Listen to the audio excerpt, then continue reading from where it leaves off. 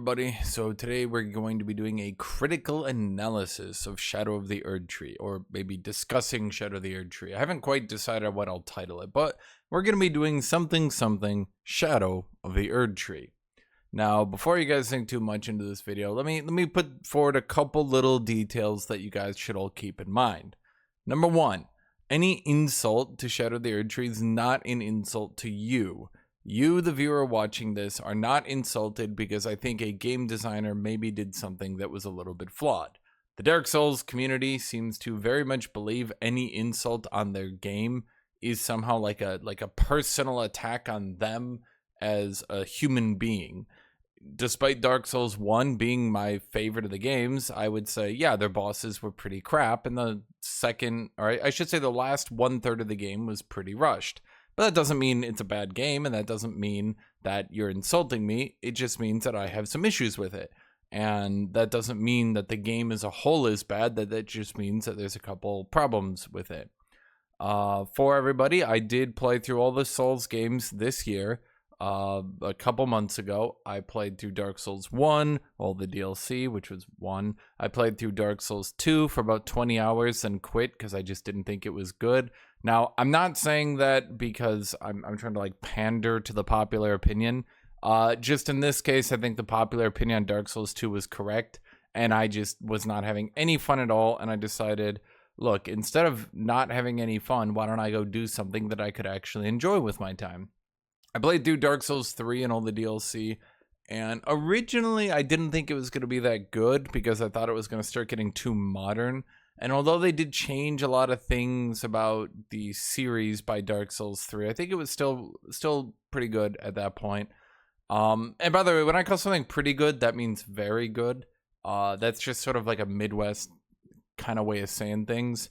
A lot of people don't really know that, and I've gotten a lot of people say when I say someone's pretty good looking, that means they're very good looking. If I say a game's pretty good, I mean that's a pretty good game, right? Like that's a very good game. I just want to get that out of the way because I've seen people comment before, like pretty good doesn't mean like almost good, you know? Okay, just a little issue with the vernacular here. Okay, I played through Elden Ring and it was better than I remember it being.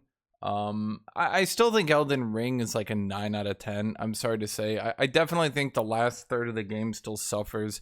The end boss rush still isn't that great. And I think that the open world definitely led to a very good first playthrough.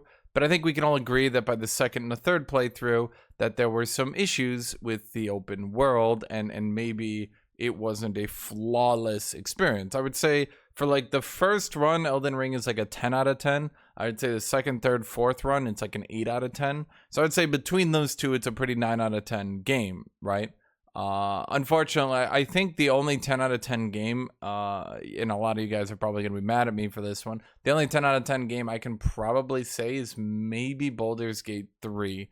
And that's only because the absolute quality of the product is pretty much you can have complaints over the plot, you can have complaints that you're too much of a goody-goody, that there's not many shades of gray in the plot, but at the end of the day, between the voice acting, the character animation, the combat's not too deep, but it's still pretty good combat at that. I would say between all that, just the sheer quality of that product is beyond reproach, probably of any other game that will ever happen ever. Unfortunately, or fortunately, I suppose, if you like the game. Now, I'm saying all this because now we're going to be talking about Shadow of the Erdtree. And my opinions on Shadow of the Erdtree will, of course, maintain that this is a $40 DLC. Does this game deserve to be a $40 DLC? No, in my opinion. And that's about as harsh as I can be. I do not think that this had $40 DLC worth of content in it.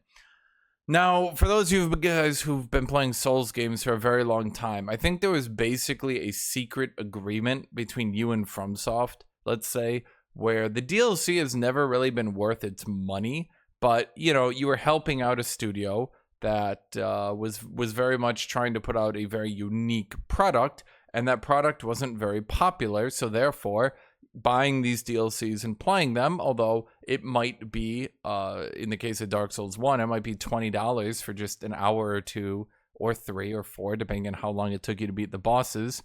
For the most part, it was just a little bit of exploration and a couple of bosses, right? So when you look at it from that perspective, you're kind of being charitable and saying, look, guys, here's some help, continue to produce these products, right? Dark Souls 2, Dark Souls 3, in my opinion, are the same thing. I never played through the Dark Souls 2 DLC. I've heard those are the best.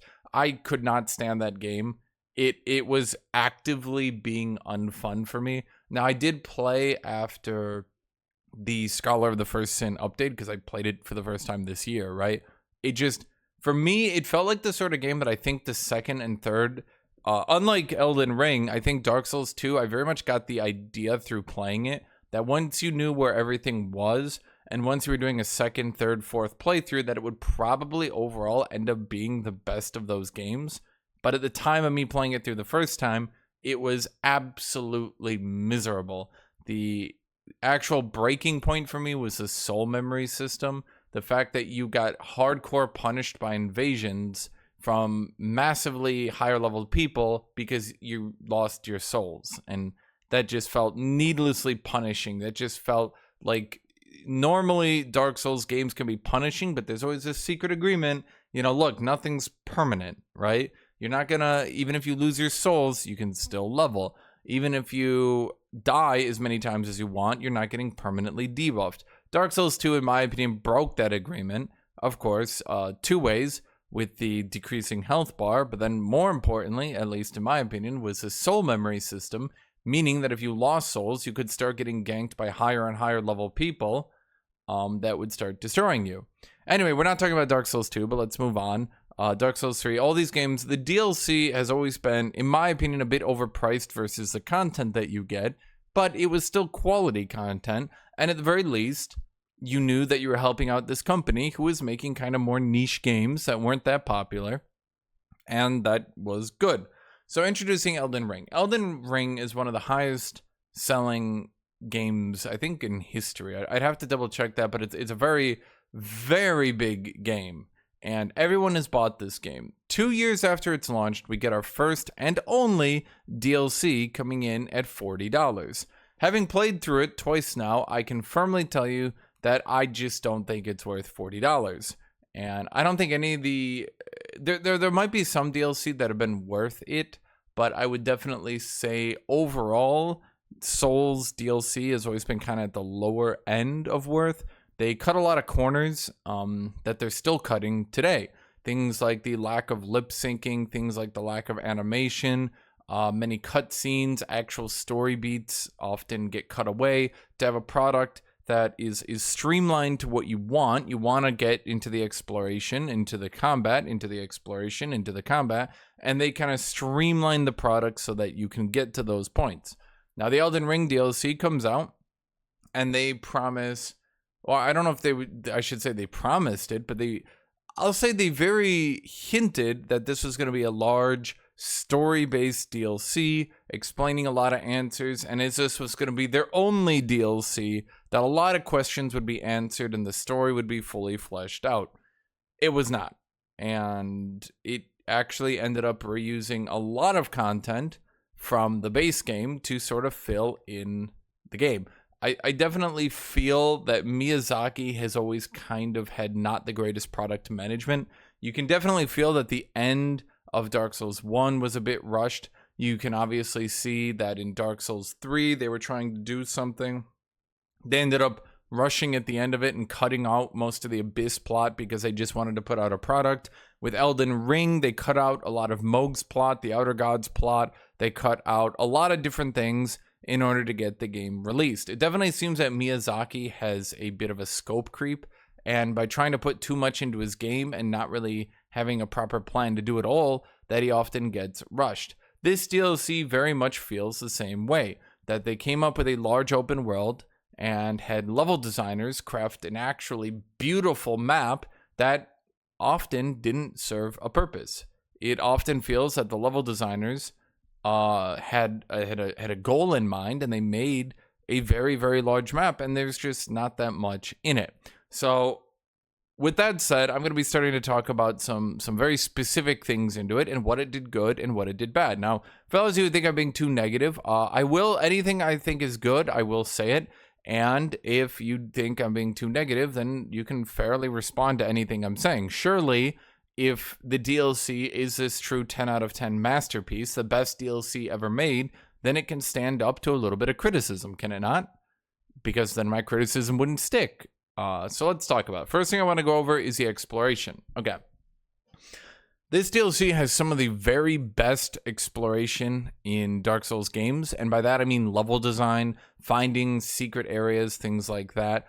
Cool areas that are unique, areas with different gameplay, areas that are just interesting. Oh, I do want to say one thing. For those of you, the footage I'm going to put here, and I'm doing this for a very specific reason. I need to explain that now. 10 minutes into the video, we need to explain right now. Okay. I understand I'm using one of the most broken weapons in the game in these videos. Now, I don't say the most broken weapon, but I would say it's definitely probably the top 5%, correct? The reason I'm doing that is I want to show a lot of people watching this that a lot of the people who think that this game wasn't too hard, or that maybe, you know, oh, everyone's just bad at Elden Ring, blah, blah, blah, blah, blah. A lot of these people are using weapons that are so much better than the weapons you're using that they irrefutably have a significantly easier time with the game. And I'll go over this more in the weapons section, but this is on my second playthrough. I looked up this weapon and I just decided to do a run through with it. And I very much promise you that if you get the Scadutree fragments and you just use a top tier weapon, this DLC often, it's very much harder than the base game. For sure, the bosses have higher poise and they have higher health bars than many of the other bosses from base game who would have similar attack sets. So for example, Malekith and Morgott do attack a lot and have very many options, but they have lower health bars and are easier to stagger than many of the DLC bosses who do the same thing. However, something to keep in mind is that this DLC does seem to be very much made for longevity. This is something I'm going to get into a lot. The DLC seems very much made for longevity, meaning that due to this being the last DLC, it needs to be a DLC that is hard enough and is stat checky enough to test people for years to come on all the builds that they want to play. It needs to test players all the way up to New Game 7 to be a difficult challenge, so that this single player game can be attempted over and over again with people, and then they can have something they can do for the next 3, 4, 5 years, however long it takes to make the next Souls game. So I definitely think the difficulty is a serious issue, and there are very many issues with how they tell you properly to do things. But in summation, I guess the reason I'm showing people this weapon is I'm trying to show people that yes, if you use top tier strategies, the DLC is not that hard. Now, obviously, all Souls games have top tier overpowered weapons, but I would say Elden Ring is very much suffering from the fact that many of the broken strategies have never really been nerfed down and in fact get doubled up on. For example, to my knowledge, dex scaling actually got better in this DLC, meaning that double katanas often outdamage other weapons now while being faster, while also stacking up bleed. So the weapon I'm using is not even the most overpowered thing you can do in this DLC. I just thought it was overpowered and kind of a bit funny to use. I'm just trying to show people both for and against the difficulty of this DLC that yes, there's a lot of overpowered stuff, and I think they probably toned this DLC a bit too much on using broken weapons. And all of you who are complaining about the game's difficulty, who are not using broken stuff, like, I see you, I feel you, I know you're out there, and a lot of the people who are saying, oh, you're just complaining too much, they're using these sorts of strategies and telling you that, so just keep that in perspective. Anyway, let's go back to the exploration. Okay. The DLC does have some of the best exploration in Dark Souls. I think many areas in the game were very fun to go through. The Shadow Keep, I spent a lot of time in the Shadow Keep trying to find many of the exits and ways through it. Sorry, I always kind of get, I always have to, like, you know, whenever I talk a lot, I don't know why. I think that the Frenzied Flame area was very cool. The stealth segment was odd, but I kind of appreciated it being there because it kind of changed the pace for a little bit. Didn't stay in for too long.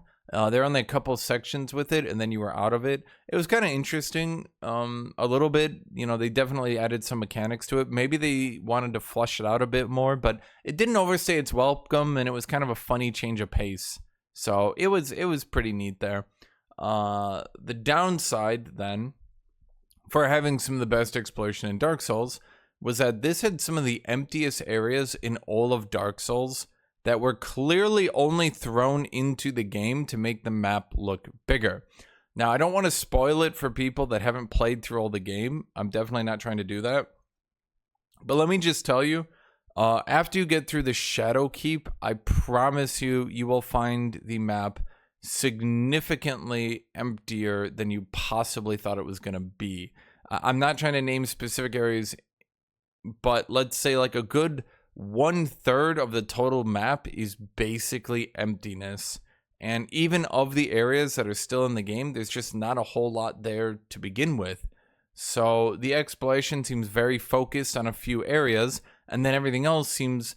And again, the level designers did a great job. It looks very gorgeous. It looks very beautiful, but it seems they ran out of content to even put in to those areas. And outside of getting the Scadutree fragments, outside of just wanting to beat every boss, and about, I would wager 2/3 of the bosses are just rehashes from the base game, by the way. It's probably more like 3/4 of the bosses are rehashes. So if you ever see that list where there's like, there's 70 bosses, I think only like 8 to 10 of them leniently are actually DLC exclusive bosses. So keep that in mind when people say there's like, let me be clear here, you are fighting 7 dragons, an elder dragon, and I think like, well, I don't want to spoil it too much, but let's say you are fighting every single boss from the base game makes a return. I think every single one of them actually makes a return. The only one that doesn't is the giant tree guy that uses the Asylum Demon moveset. That's it. He doesn't make a return, but everyone else does. And even the hippopotamus boss, I think you have to fight 4 or 5 times. So let's just say that there is so much more emptiness than you could possibly imagine.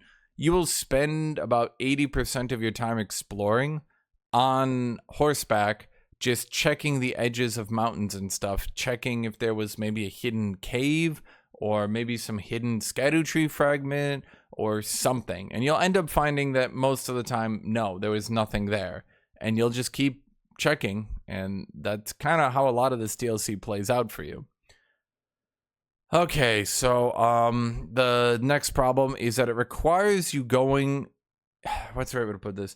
It requires you to avoid going what you would very much assume to be the correct way in order to get all the upgrades. So at very many points, you will see a giant cool castle or a cool gate or something really cool, and it will not want you to go that direction. I've seen many insults on players who didn't get all the Scadutree fragments before attempting bosses, but at the end of the day, the DLC literally asks the player not to go to the cool city at the left of the map, but rather to turn around and check for a bunch of Scadutree fragments, because you can actually get to 3 upgrades before you fight the lion. And I don't think that's fair to expect the player to do. No other Souls game gives you a permanent debuff because you didn't explore enough. You might find weapons by exploring, you might find consumables by exploring, but you're not, for example, level capped because you didn't get your explore score up high enough. The Scadutree fragments increase the damage you deal and reduce the damage you take and are hidden throughout the maps. You have to go exploring to get them. What's not told to the player, but was told to the game's journalists, is you are expected to get all the Scadutree fragments before you go attempt a boss. So you have to literally run past really cool cities, really cool castles, areas with obvious bosses. You need to just say nope, and you need to walk right past them and do another generic dragon or do another generic cave, another generic dungeon, because you need to go get the Scadutree fragments from them. Which is very curious design, and I don't think will play very well in your second and third playthrough. Eventually you'll get it down, and you'll kind of know where to go to get all of them, or maybe you won't even need all of them. But at the end of the day, expecting the player to not go to the cool areas is very weird. It's odd because it's in the base game. If you're level 100, you're level 100. That's it. You can have more health potions, but those are pretty easy to track, are very visible, and are kind of hard to miss on the map. The Scadutree fragments can kind of get pretty niche in order to find, especially because it expects you to explore everywhere around before you do a boss. So after you do the first boss, the Dancing Lion, you don't go up and fight Renala. No, you have to go all the way down the river, then up the river, then you have to go to the Cerulean coast, then you need to go around there, then you need to go back up, and you need to go into a secret cave, and then you can go fight Renala. So you need to literally run past Renala to the right, run past Renala to the left, run past her back to the right. It's very bizarre, and it doesn't really jive with me, let's put it that way. It feels like a very forced game design, almost done in a way to punish players and allow people to make fun of them for even attempting to do this, right? People go to maybe Renala with 3 upgrades, and people will say, look, of course you're doing bad, you only had 3. But the thing is, that player might only have found 3 on their way to Renala. Why did they put Renala right there directly in front of you if you couldn't go fight them? And that has always been a problem in Souls games.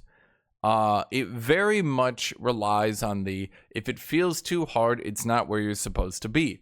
The problem with this is, how hard is too hard? That's a simple question that I don't think many of you can ask. How hard is too hard? Can you beat Renala? Many of you did, probably. Could you beat her with 1 upgrade, 2, 3? You probably did, but you're not supposed to be doing her like that. I, in fact, beat Mesmer, I think, on only 4 upgrades. I did not realize that this was just that hard of a boss. I saw other streamers beat him. I felt like I must have been doing something very wrong, so I popped Mimic Tier, and I beat him actually pretty easy with the Mimic Tier. I had gotten him down to maybe 20% a few times, but I just couldn't feel like I could finish off that last little bit of health. But how hard was too hard? Well, once Mesmer was done, about 2/3 of the game was beaten. That's something for people that are playing this DLC. Do not go beat Mesmer until you've explored pretty much the entire map. Mesmer is when the end game is kind of starting to occur. You are not supposed to fight him at all until you're done with the majority of the game. But the question is, how hard is too hard? If you dodge roll a lot and you manage to beat him, are you playing it wrong? Yes, evidently. You actually are playing it wrong by being really good at dodge rolling and playing for 3 hours on him and learning all his moves. You are not doing it the correct way. You are not doing it the Miyazaki intended path. Now, people can debate with me and they can argue with me on this, but you can't have it both ways. You can't say that you were not intended to beat it without the shards, but then turn around and say, but I could do it, but you could do it, but it's not that bad. You can't have it both ways. You can't make fun of people for not having all the Scadutree fragments, right? You can't make fun of them for not having them, but then tell them that they were totally fine to beat it anyway. Which one is it? Are you totally fine to beat it, or should you go get more Scadutree fragments? Well, obviously, you should know based on your own personal ability whether or not you're able to beat it. But how? How would anyone possibly know that? It took me, I think, 5 or 6 hours to beat Margit the first time around. I did eventually beat him and I got through him. It was my very first Souls game and I was like, okay. But now we're introducing another boss who's using the same gimmick of Margit, the same gimmick of a boss who's way too hard, but these games are supposed to be hard, aren't they? All these games are supposed to be very, very hard. But how hard is too hard? Are people supposed to know? These are not the areas you're supposed to go. How am I supposed to know? Don't go fight the Dancing Lion without 2 upgrades, 3 upgrades. How am I supposed to know? Don't go fight Renala until you have like 6, I think it is. How am I supposed to know? Don't go fight Mesmer until you have 12 upgrades. How am I supposed to know, even if I could get close on the final boss, that I couldn't beat him until I had maybe 18 fragments, right? How hard is too hard? That's up for every player to decide, but the game doesn't really tell you that that's what it's expecting. It doesn't really give you any information on that, and the community themselves continue to insult and belittle players for trying to beat it with small fragments, which makes no sense. when I did the Miyazaki intended path and I got all the fragments before doing bosses, I found that it was not really that hard. I used a top tier weapon and I got the Scadutree fragments, and I found that the DLC, although very punishing and the bosses had very large movesets and attacked very quickly, I found that it wasn't that bad to beat them. Yeah. Vanilla enemies, again, even in the areas that aren't bosses, the problem with many of the exploration is just that the vanilla enemies are reused for a lot of the enemies in this game. You will basically fight through the same list of enemies over and over and over again. In fact, many of the enemies you'll be fighting through are just going to be Mesmer soldiers. And although some of them do have some unique movesets, you're going to generally be fighting Mesmer soldiers, a bunch of generic enemies, maybe some shadows that don't really do anything, and then reused enemies. Which is to say, much like the bosses, you're going to find that this is, in many ways, it can start to feel like a fan map of Elden Ring. Like a fan-generated extra zone, just reusing the base game enemies, put up to a higher level with more damage and stuff, which doesn't really sit right with me. It started to actually make me feel weird because I started to think back to the other Souls games, and did they really reuse so many base game enemies in all the other Souls games? I don't remember them having a $40 DLC or DLC trying to be this big, but I surely did not remember them reusing so many base game enemies. And it's a lot, mind you. You will go through the entire areas like the Cerulean Coast where you might not find any unique enemies at all. So then, out of exploration, let's talk about the weapons you find. Are these weapons new, interesting, worth finding? Yes, I would say yes. This is probably, in my opinion, where I think the DLC shines the best and probably puts a good leg forward to the future of Fromsoft games. Many of these weapons do have unique modifiers on them. For example, there was a mace I found where, and I again, this is Fromsoft, so even if they do a good thing, they do like 2 bad things to try to compensate for it. So the weapon I found did have a modifier, this holy faith mace, right? Where whenever you enchant it with holy damage, it gets extra enchanted. What does that mean? I don't know. I couldn't figure it out. Does that mean it's doubling the holy damage? Does that mean it's doing like 5% more damage when enchanted with holy damage? I don't know. And the weapon doesn't do any good job of telling me that. But it's cool it had it. Fortunately, it had a second modifier, and this one was very visual and easy to see, where every time you did a guard counter with that weapon, it laid down an AoE under enemies that would explode slightly afterwards, and that explosion would then do about, I'd wager like maybe 25% of the damage of the weapon. This led to it being a very effective guard counter weapon, and it just differentiated itself massively from all the other weapons that you could find around.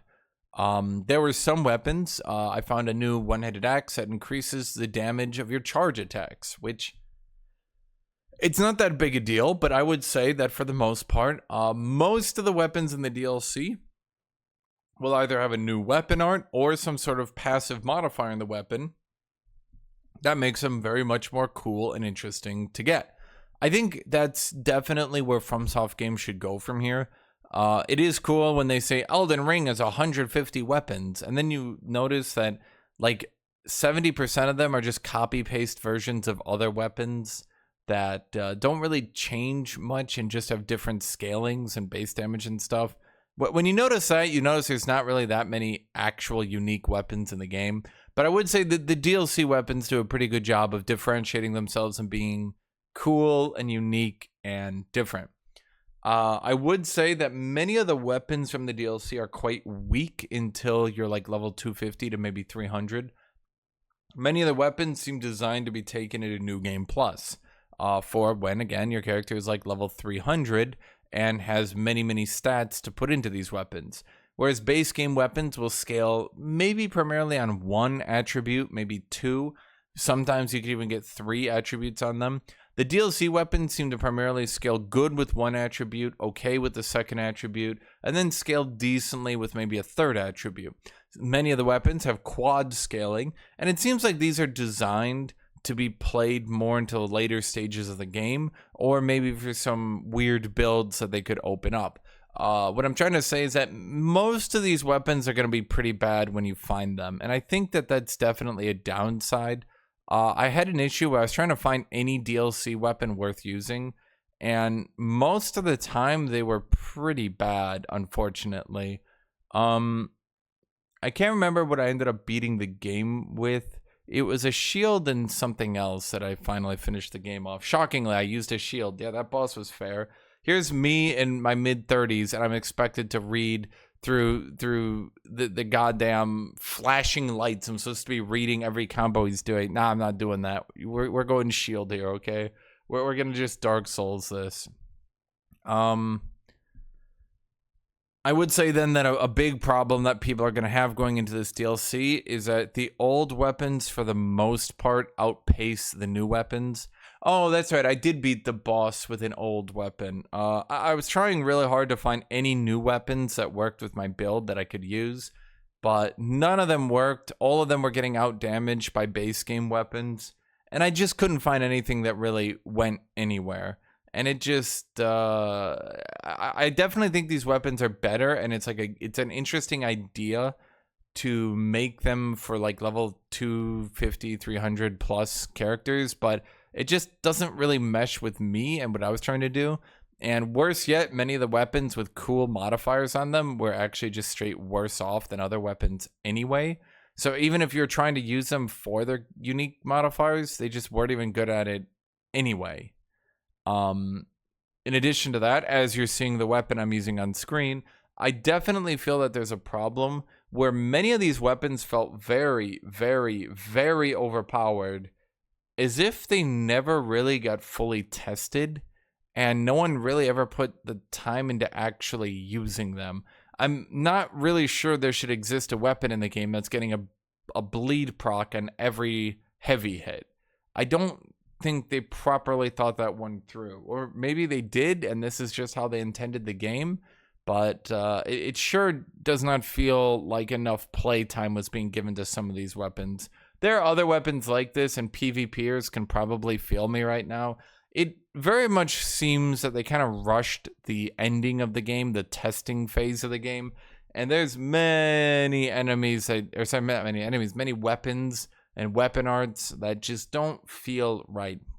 In addition, many of the spells I picked up were actually just so weak. Now, I was trying to use faith spells, so maybe it gets better on the intellect side, but the faith spells I was using were just so low damage, it felt like they were designed entirely for PvP.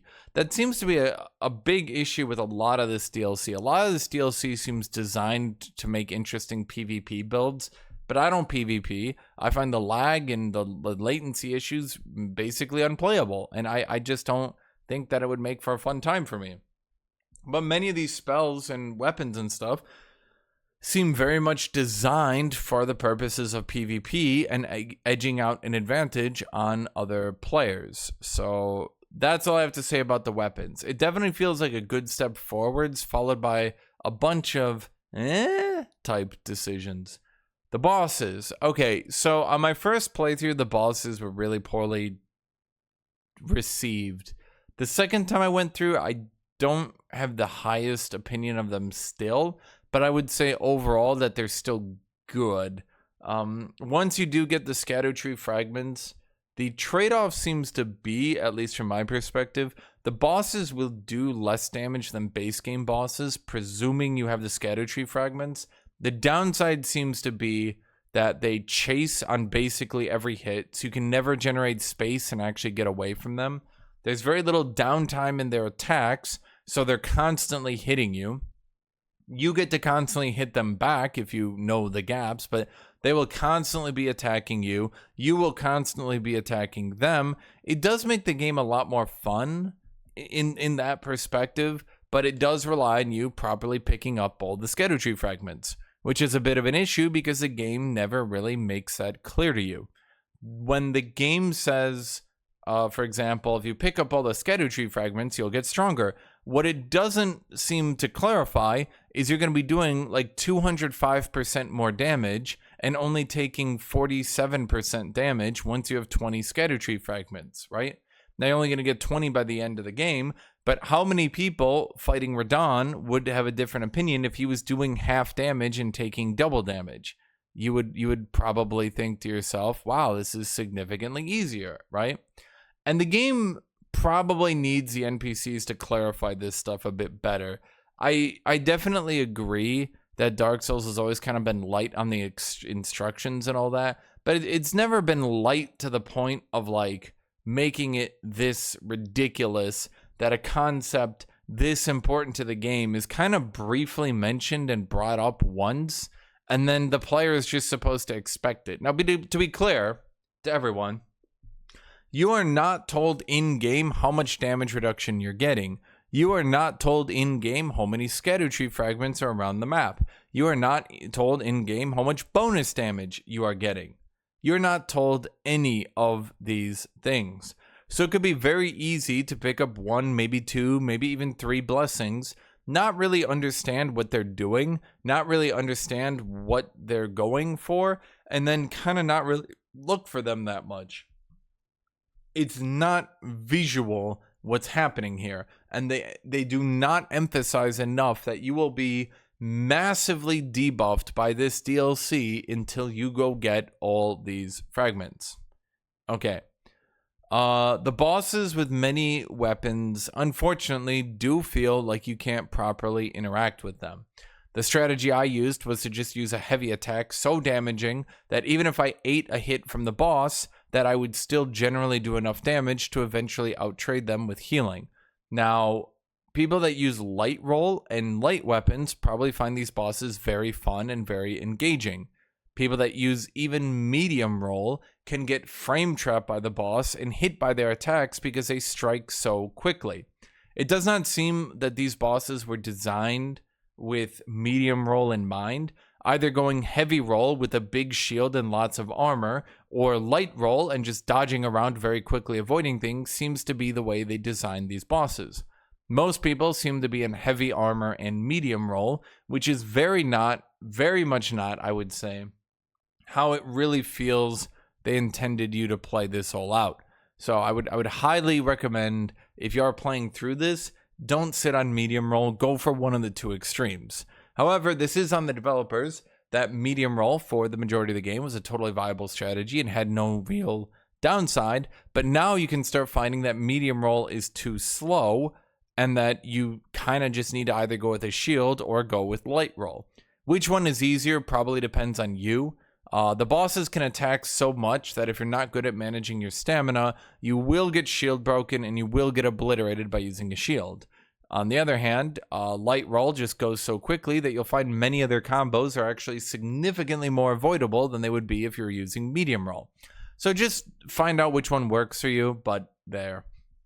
The bosses do now have, I would say, very abusive and unfair strategies. Many of them chase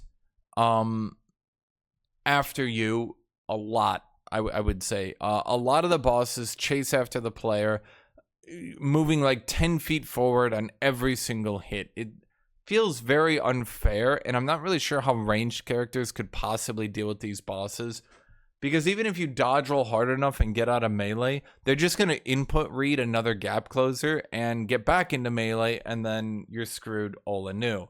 I'm not really sure how ranged characters can deal with them. At a certain point, I'm not really sure why Souls games even have a ranged option, but at this point, it very much feels that they are not even attempting to balance for range anymore, and you're just going to have to suck it up. As I was mentioned earlier, and by the way, some other abusive strategies I have found are extremely hard input reading. Some enemy NPCs will actually dodge away from you very easily if you ever input an attack. Some people have done funny videos showing this off, but the blunt fact of the matter is, yes, some enemies will literally input read you inputting an attack and respond to that with an attack or a dodge that they know will beat it. Some of the input reading gets so ridiculous that trying to use any ranged attack at all can just spell that you're going to freely take damage.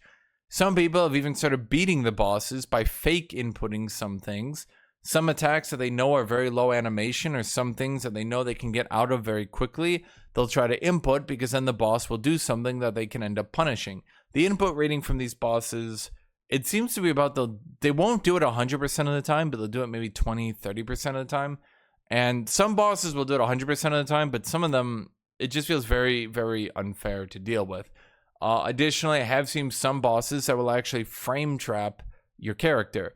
They will literally set up an attack where if you dodge that attack in the wrong direction, then the second attack will hit you. So you need to know not only how to dodge roll, but how to dodge roll into the right direction. These sorts of frame traps are very weird. I know the shield, if you're trying to block the final boss, he has another frame trap where he hits you while putting an explosion behind you, then attacks you again, and between those two attacks, you can get into a hit stun enough that the explosion then hits you from behind and does damage because you're not blocking from behind. It feels very weird and done very specifically in order to get damage in on the player. In other words, these bosses seem to be made directly to counter the most popular ways of beating them.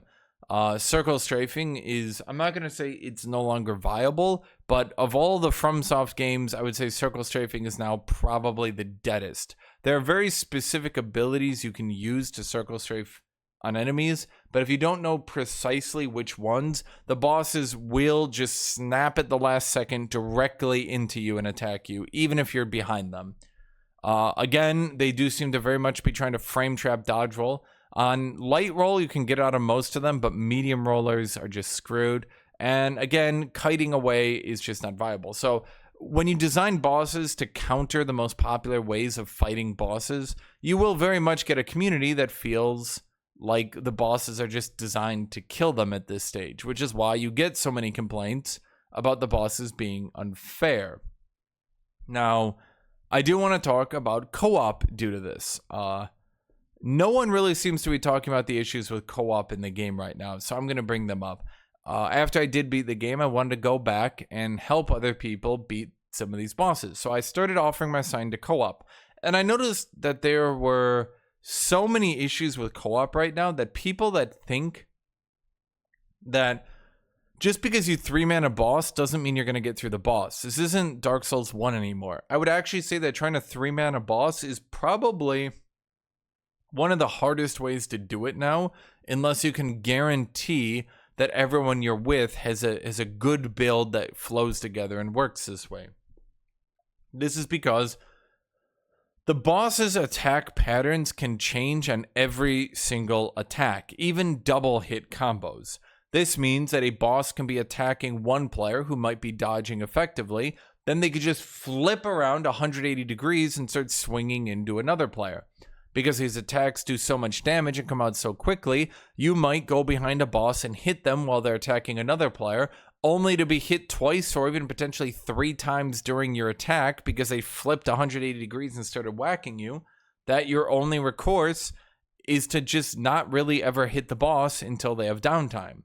This means that, as I've seen a lot, your only real hopes for co-op are to play multiple range characters with one guy tanking the boss, or to play for just sort of going in for jumping heavies and backing out when you know the boss is weak.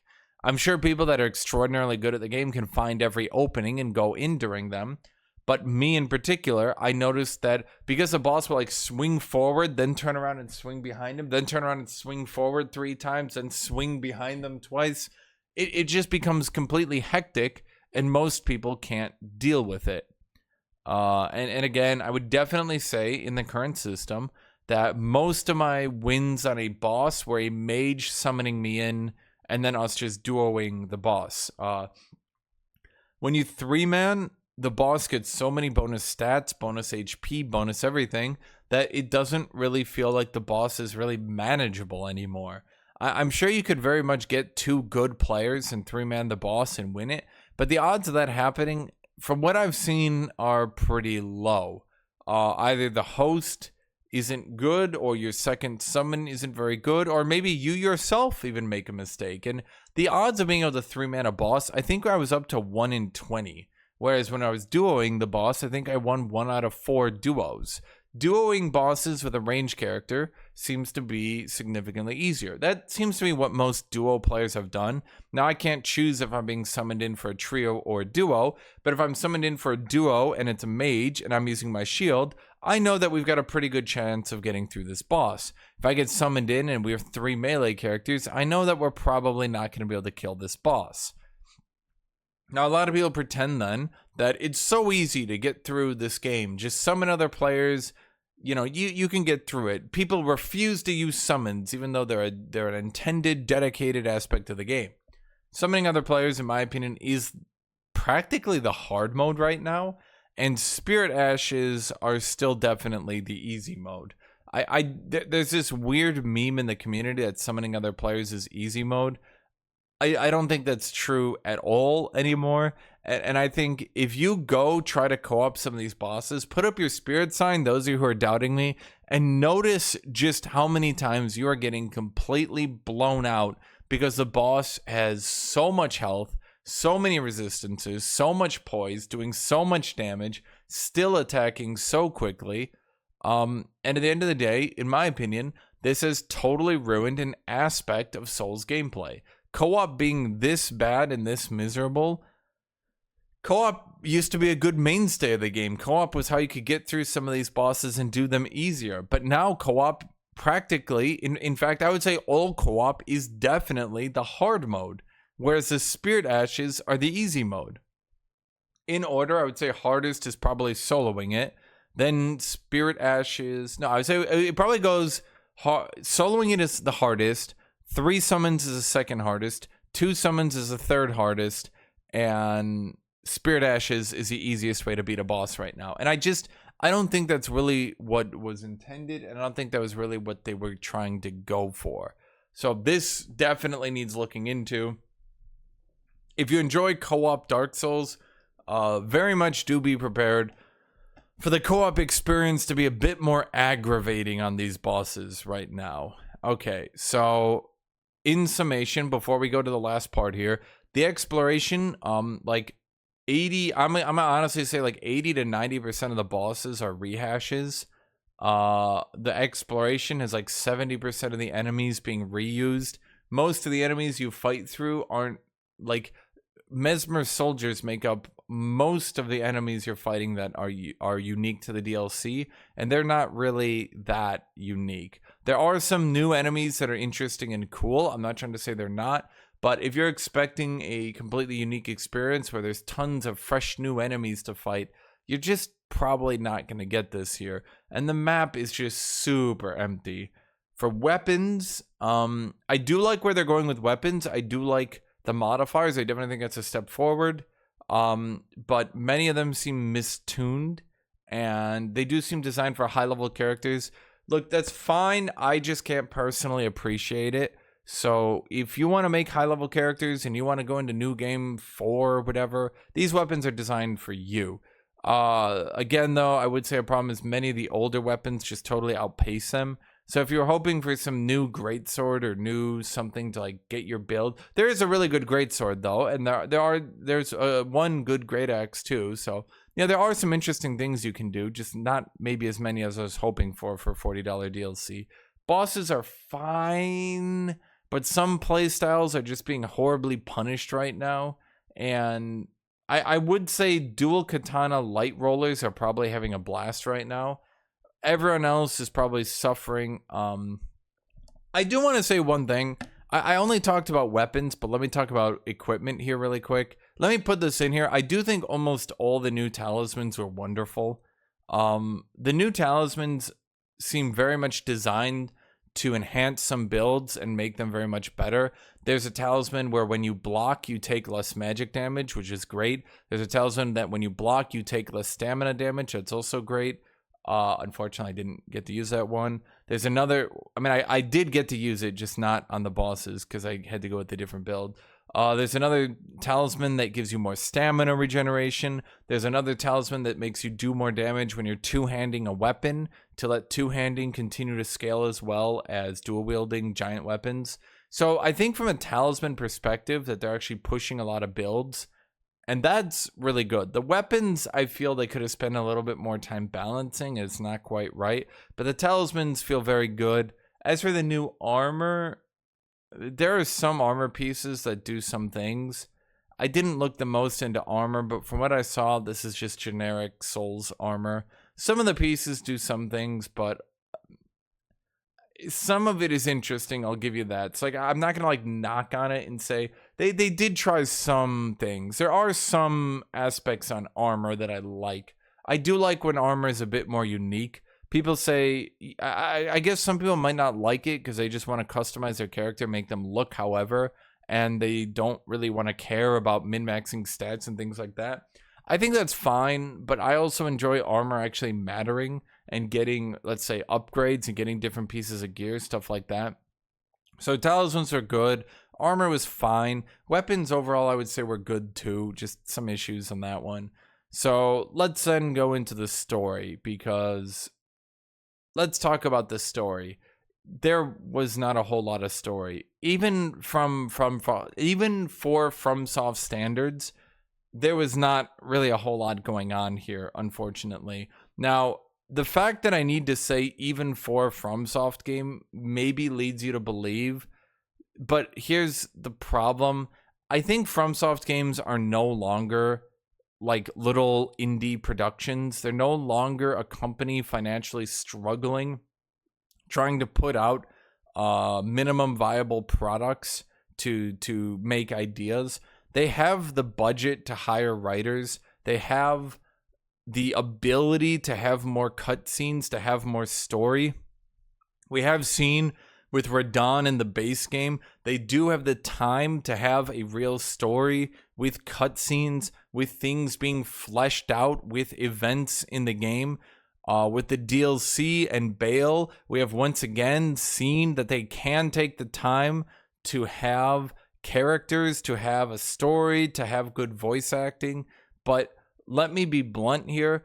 Everything in this DLC felt rushed, extremely light explanation, and most of the trailers and much of what they talked about the game led me to believe that this was going to be way more story than the base Elden Ring. But once again, no, this is pretty bare bones here once again. And I just don't, I think a lot of people keep cutting them slack because they keep thinking of them as some small company, maybe a small AA developer. These people have made one of the best-selling games of all time, and this is its $40.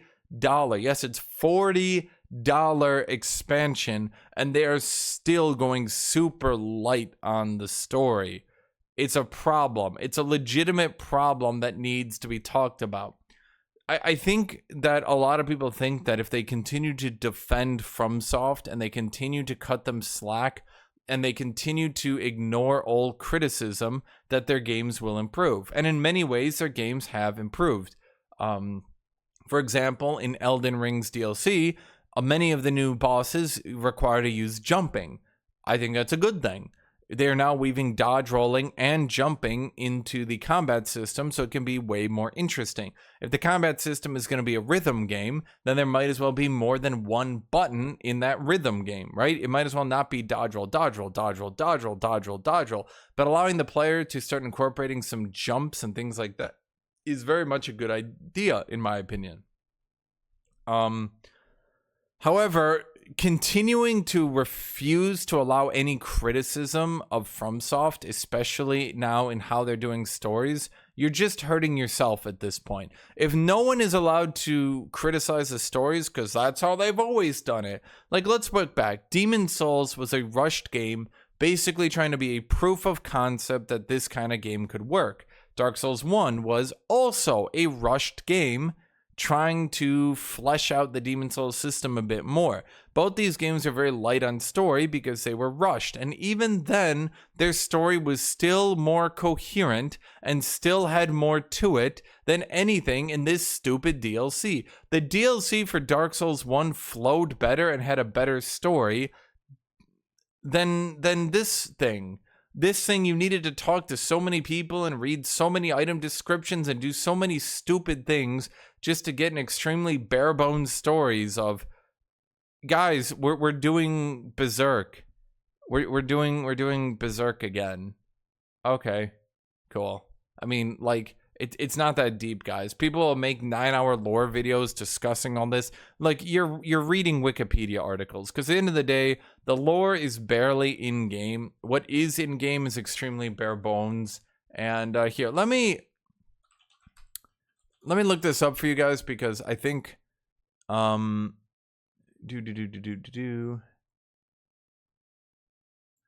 on, I need to look this up. Oh, where are you? Dragon Hunter's Great Katana. Do they have the description here? I'm going to read you the description of Dragon Hunter's Great Katana.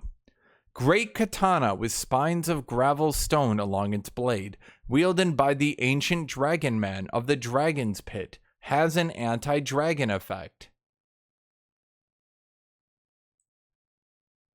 Let me read that one more time. Anyone who's saying they're kind of not phoning it in and that they're definitely still giving this 100% effort. Great katana with spines of gravel stone along its blade, wielded by the ancient dragon man of the dragon's pit, has an anti-dragon effect. Let me read the rest of it. Formerly a dragon communion warrior, the ancient dragon man was once arbiter of those worthy to devour the dreaded one. Look, my dudes, it's pretty clear at this point that they're paying an intern to kind of write a vague sentence or two on items, and then they're hoping that some YouTuber picks this up and finishes writing the rest of their story for them. Like, I'm sorry, this shit ain't deep. They're just giving vague hints at something they could have written instead of doing the thing they could have written. They have the money, they're just not doing it anymore. Continuing to excuse this, it just means they're gonna get fed more drivel. Now, I understand that communities can tend to... If a community can start accepting criticism, then it can be a downward spiral. But also, by not allowing any criticism, you're also going to potentially have a downward spiral. Because, look, I'm sorry, but, like, surely I'm not the only one who played through this DLC and thought, that's it? That's the end of Elden Ring? Surely I'm not the only one who was satisfied with that. Surely I'm not the only person who thought this being the end of Elden Ring was a satisfying conclusion to this story. After all the cut content in the base game that barely, the tiniest bit got fleshed out in the DLC, after such terrible descriptions on so many, at the very least, item descriptions used to mean something. Now half the time, it just feels like an intern was brought in to write a sentence or two. Worse yet, and I think this is probably the biggest problem, the DLC barely interacts with the base game. In fact, I have yet to find any way that it does interact with the base game. For those of you wondering, that because, of course, we're fighting Mikola, and there was a whole Melania Mikola thing, and Mikola is trying to find a cure for Melania. Remember, guys, Mikola is trying to find a cure for Melania. Remember that? Because I don't, because it never happened in the DLC. Melania's name was never mentioned even once, ever, at all. She was never brought up. If you go back to Melania and you fight her after doing the DLC, she has no interaction with it. Her cocoon is still there. Her story has still not been completed in the DLC about the person who was concerned with Melania. In a lot of ways, it just felt fanservice-y as hell. When they brought out Radahn as the final boss, I truly felt so pandered to. Fromsoft games have done a pretty good job in not pandering to the player, in not just rehashing the same thing, in not just giving them what they wanted again, but instead doing something that they thought would be new and cool. And yet now I feel pandered to. We pandered to Mohg, because although Mohg was a really cool character, his backstory and lore was really, really weird, and a lot of people didn't really like it. So what did they do? Ta-da! Guys, we fixed Mohg! Now you can like the character. Okay, I mean, that's really pandering as hell, but sure, screw it, why not? They also brought back Radahn. Did you know Radahn was the kindest and noblest of all of them? I would never have guessed that Radahn was the kindest and noblest, considering his titles were things like Conqueror and Star Scourge, and he tried to march on the capital and conquer it, and all these other things about him. I would never have assumed he was the kindest and gentlest of all of them. That doesn't make sense to me, actually. I literally don't believe it. It feels like it was literally just written in because people were like, Radahn's cool. You know why Radahn was cool? Because he had a cutscene, because he had backstory, he had multiple cutscenes, he had a fleshed out introduction. Let me actually tell you something. Did you know many of the bosses in this DLC do not even have an intro cutscene? Like, they literally ran out of time, and they don't even have like a cutscene where they like pick up their blade and stare at you ominously. They couldn't even do that. They just start the fight and it's like, go. I don't know, just go. You know, Bale, the only interesting character of this goddamn expansion, the only character of the fleshed out story, does he even have a cutscene? I can't remember, but I don't think he does. Look, if he does, then I'm horribly wrong. But wow. Okay. I don't really know what to say. Like, this story was so phoned in and so I don't know what to say. This was not great. Let's just put it that way. I felt very let down completely. I don't want to go watch a 3-hour YouTube video trying to write bits and pieces of this story because there just wasn't enough for me, the player, to get out of it, okay? Just because you write interesting, honorable man, and he gets some lines about, I am so cool and honorable. Great, that's not a story. That's just a character. You wrote a character who's honorable. He's got one thing. He's honorable. Oh, we did it, everyone. We made an honorable character. Yay. Are any of these characters, like, give me like your honest opinion, okay? Be true to yourself. Be true to your feelings, okay? Do any of these characters feel like they were fleshed out enough with as much character motivation, with as much character development as any of the Dark Souls 1 characters? Okay? Do any of them feel like that? Here's a problem that you guys might not want to admit, okay? You can't just have a character be a single emotion. You can't just have Honor Man of honor. Characters need multiple emotions, development, feelings. They might do actions that conflict with themselves, but that's what makes them an interesting character. None of these characters were interesting. The Zealot was a Zealot by God. The Zealot does Zealot things. Oh, wow. Mikola doesn't really get explained at all. He's gonna... Okay. And that's it. I think that about summarizes my entire feeling and everything right now. I don't really have much more to say about this. Unfortunately, I would say it's still probably an 8 out of 10, maybe a 7 out of 10 at lowest. I don't think it possibly deserves a 10 out of 10. I don't think anyone who could argue with me on that one, because we're not rating. Let me be clear on this as I end here. We're not rating a $20 DLC. This is a $20 DLC. Yeah, I'd put this like 9 out of 10, maybe not a 10 out of 10, but I'd give this a 9 out of 10. Look, you're charging $40 for this DLC, which is not even up to Fromsoft standards. Like, no, man, there ain't no way I can fairly rate this even close to a 10 out of 10. This is below the quality of Elden Ring. No way about it. For $40, you'd assume it would at least have a third as much content as Elden Ring. But I promise, as you look through the map, you're going to start finding that the vast majority of the map is empty, and it's mostly just bosses and stuff like that. Again, there are 7 dragons on the map. During the day 1 patch, they actually added another copy-paste Ghost Flame Dragon on the map. I shit you not, one of the areas of the map was so empty and just had nothing on it that they literally copy-pasted another Ghost Flame Dragon on the map just to try to fill it out. That's how empty this map can get. And that's why I just can't rate this DLC anywhere above an 8. 7 honestly feels a bit more fair for this, okay? And honestly, 7 for 7 dragons. Now look, let me end with this, okay? Just because I have problems with a game doesn't mean you can't enjoy it. If you enjoy something, continue to enjoy it. Don't let people on the internet tell you how to feel about things, okay?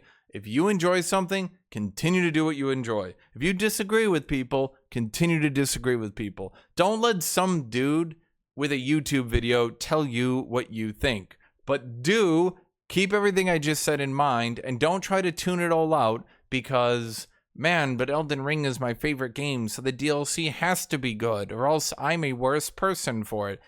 Dude, just because you enjoy Elden Ring doesn't mean it can't have a DLC that failed to meet expectations. So, thank you for being here. Thank you everybody for watching. And all of you, I hope you have a great rest of your day.